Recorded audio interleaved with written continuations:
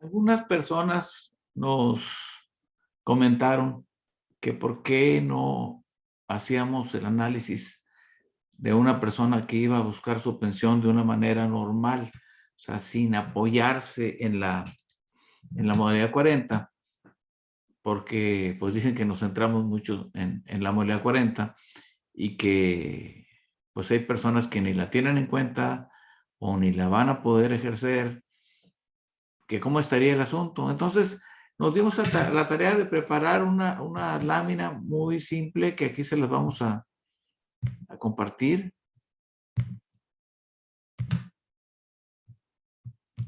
Esperemos que se vea bien.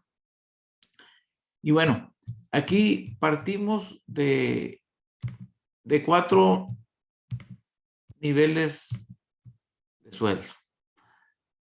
Todo a los 60 años.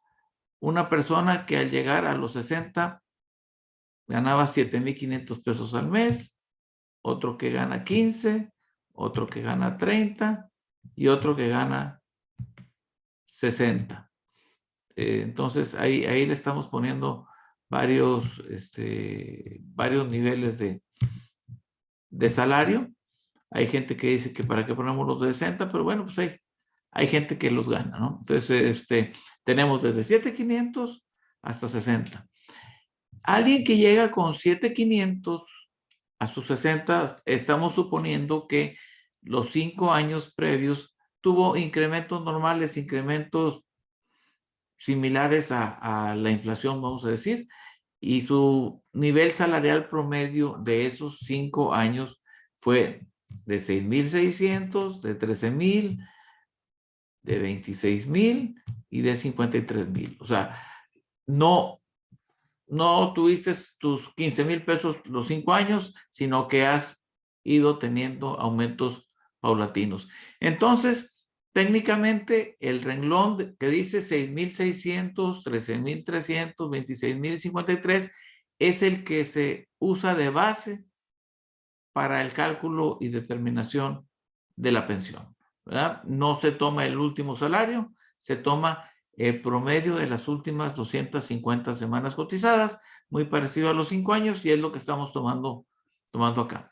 Entonces, bueno, pasa algo bien curioso. Con los aumentos que ha tenido el mínimo, las pensiones garantizadas, mínimas garantizadas cada año últimamente han tenido importantes aumentos, y miren lo que le pasa a una persona que llega con un salario de 6,663 promedio y a los 60 años llega con 2,000 semanas cotizadas.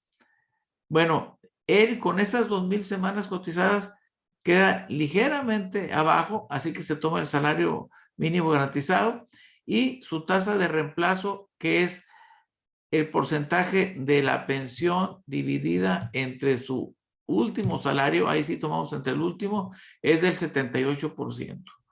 Entonces, dices, bueno, 78% es muy cercano a los estándares internacionales que te dicen que una persona al momento de retirarse debería tener una pensión o una tasa de reemplazo del 70% más o menos. Entonces, fíjense que aún con 2,000 o con 1,500 o con 1,000 semanas o con 750, esa persona va a alcanzar la pensión mínima garantizada porque es una pensión baja comparado con el salario mínimo. Entonces, empezando a disminuir sus semanas cotizadas, se iría muy abajo, pero lo rescata el nivel mínimo de pensión. Entonces, él se quedaría con su pensión mínima garantizada, independientemente de esos niveles de semanas cotizadas.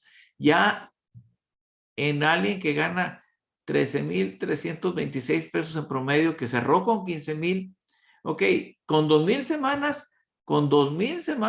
tendría un 73%, parecido a la tasa de reemplazo internacional que les mencionamos.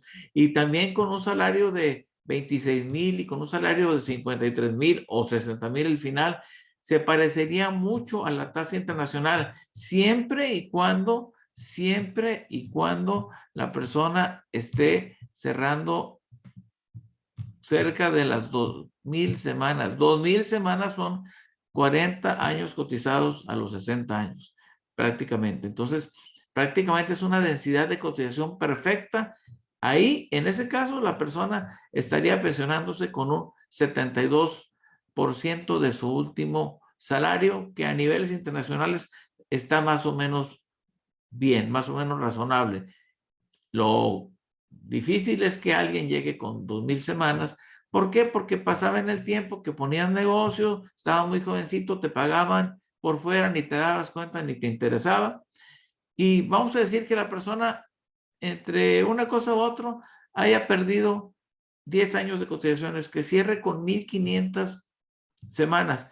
¿Qué pasa si esa persona cierra con 1,500 semanas? Pues la persona de 15,000 pesos de salario cierra con 7,900. La persona de 30,000 cierra con 15,000. La de 60,000 con 30,000. O sea, a la mitad de su último salario. Nos suena difícil o nos suena complicado que si tú te vienes de ganar un salario de 60,000, te vayas a ir a pensionar con la mitad.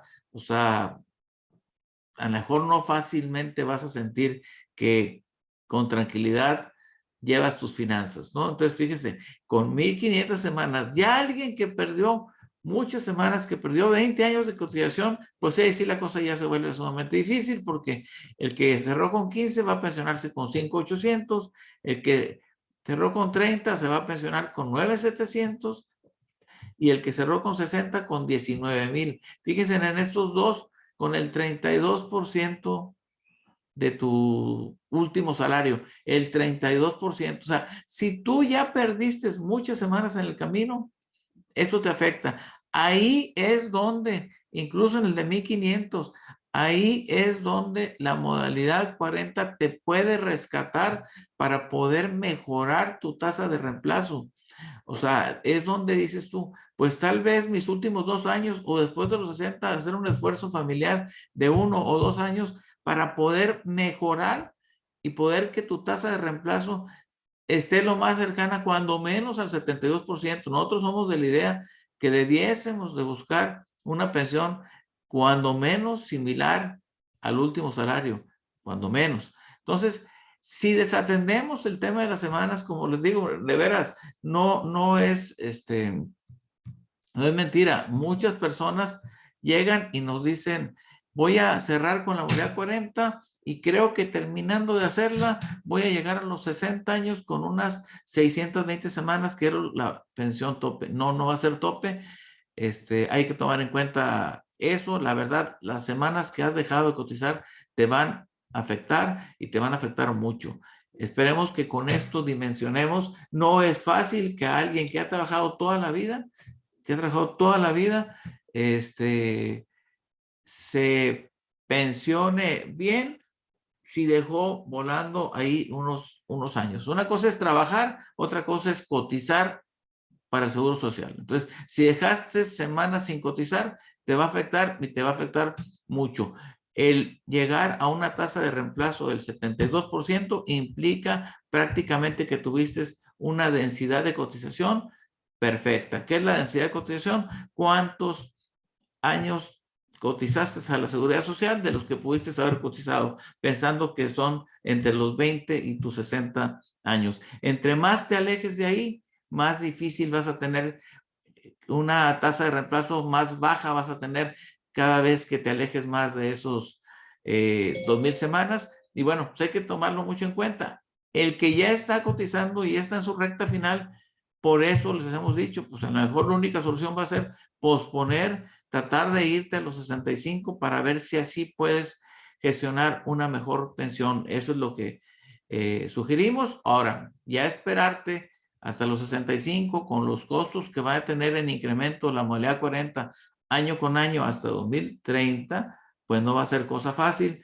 pues también hay que tomarlo en cuenta, pero bueno, ¿qué tal si viven muchos años? Si viven muchos años, hay que buscar la mejor pensión posible para no depender. Nos gustó mucho una frase de Isabel Allende que decía que ella no le teme a la vejez, le teme a la dependencia de la ancianidad, a la dependencia de la ancianidad. No nos gustaría estar dependiendo de nadie para nuestra manutención. Ojalá y que les sirva, compártanlo con amigos, denle like, por favor, al video, tanto aquí como en Facebook, en Instagram, pues para que haya más comunidad y que alguien que lo vea le pueda caer el 20 y pueda entender la importancia de las semanas cotizadas. Todavía hay gente en la ley 73 de 44 años, 45, que están desatendiendo el asunto y que es un asunto muy importante y que dejar semanas sin acumular es un grave error. Entonces, seguimos sus órdenes. Muchas gracias. Que tengan un buen día. Hasta luego.